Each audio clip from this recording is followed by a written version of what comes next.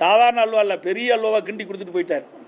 525 அறிவிப்புகளை கொடுத்து எவ்வளவு அறிவிப்பை நிறைவேற்றிருக்காரு சொல்லுங்க பார்க்கலாம். நீங்களே, நான் பல முறை சட்டமன்றத்தில் பேசிட்டேன். முதல்வர் ஸ்டாலின் தமிழக மக்களுக்கு அல்வா கொடுத்து விட்டதாக செய்தியாளர்களை சந்தித்து பேசிய எடப்பாடி பழனிசாமி தெரிவித்துள்ளார். மத்திய அரசு நிதி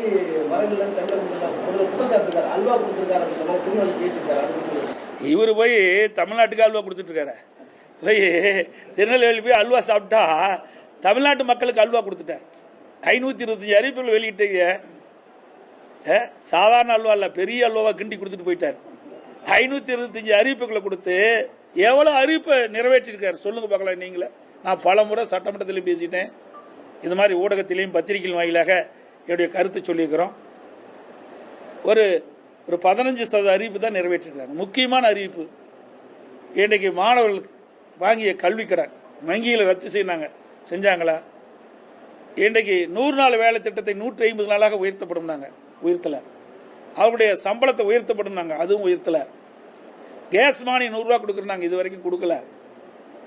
ரேஷன் கடையில் சக்கரை 1 கிலோ 2 கிலோ ஆக்குனாங்க, அதுவும் கொடுக்கல.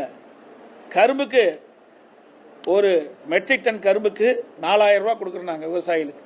குறைந்தபட்ச ஆதார விலை 4000 ரூபா கொடுக்குறாங்க, கொடுக்கல. நெல்லுக்கு ஒரு குவிண்டாலுக்கு ஆதார விலை 2500 ரூபா கொடுக்குறாங்க, கொடுக்கல. இப்படி பல திட்டங்கள் இந்த ஆட்சியில் நிறைவேற்றப்படவே இல்லை.